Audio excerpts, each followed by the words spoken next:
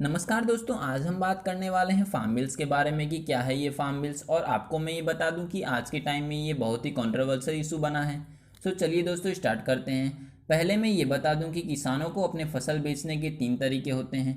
पहला तरीका local market से, जहाँ किसान अपने फसलों को बेच सकते हैं।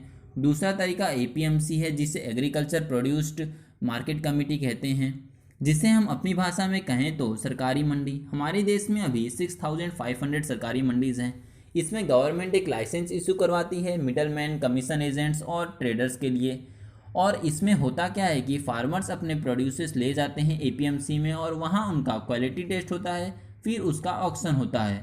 और यहाँ पर टैक्स भी लगता है 0.5 to 8% तक का, जो हर स्टेट में अलग अलग होता है।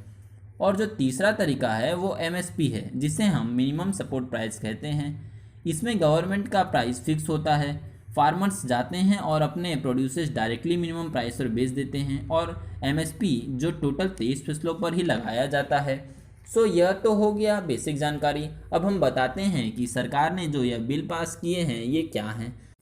सो पहला बिल यह है farmer produced trade and commerce promotion and facilitation bill, यानी कृषि उपज वाणिज्य एवं व्यापार संवर्धन या सुविधा कानून। सो पहले क्या होता था कि सरकारी मंडी यानी APMC में फार्मर्स अपने फसल ओनली ऑन ट्रेडर्स को ही बेच पाते थे, जिनके पास गवर्नमेंट के इशू कराए लाइसेंस होते थे। फिर बड़े बड़े ट्रेडर्स होलसेलर को, रिटेलर्स को और प्रोड्यूसर्स को बेचे करते थे। तो इससे क्या होता था कि मान लीजिए फार्मर्स प्याज को 10 रुपये किलो बेचते थे ट्रेडर्स को, और ट्रेडर्स उसी प्याज को 60 रुपये किलो, कभी कभी तो आप देखे होंगे प्याज के दाम 100 रुपये किलो भी चले जाया करते हैं। सो इससे ट्रेडर्स को बहुत फ़ायदा होता है और किसान को कोई फ़ायदा नहीं होता है। तो अब सरकार ने क्या किया है कि अब फार्मर्स अपने प्रोड्यूसर्स को प्राइवेट मार्केट में भी बेच सकते हैं, दूसरे स्टेट्स में भी जाके बेच सकते हैं, जिससे कि उनको अपने प्रोड्यूसर्स के हाई प्राइस मिल सकें। और यह टैक्स फ्री होगा, यानी इस पर कोई टैक्स नहीं लगेगा। पहले उनको APMC में टैक्स देना पड़ता था, लेकिन अब प्राइवेट मार्केट में या दूसरे स्टेट्स में जाके अगर वो बेचेंगे तो उनको कोई टैक्स नहीं लगेगा। और पहले क्या होता था कि किसान व कंपनी के बीच विवाद होने की स्थिति में कोर्ट का दरवाज़ा खटखटाया जा सकता था, लेकिन अब SDM और DM की ही समाधान करेंगे। सो यह था पहला बिल।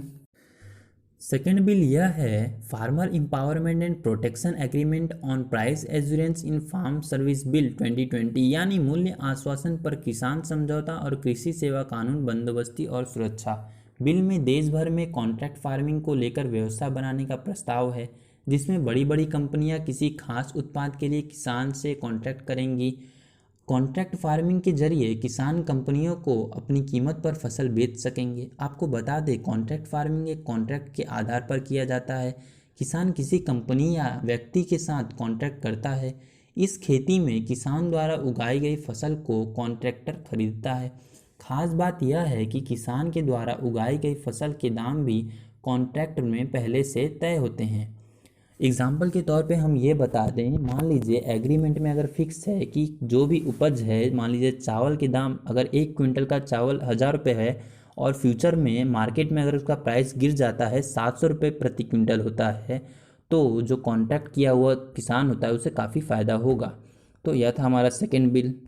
थर्ड बिल यह है एसेंशियल कम्युनिटीज़ अमेंडमेंट बिल 2020, यानी एसेंशियल कम्युनिटी एक्ट में संशोधन को मिली मंजूरी। वैसे तो यह कानून 1955 में बनाया गया था और इसमें अभी कुछ बदलाव किए गए हैं।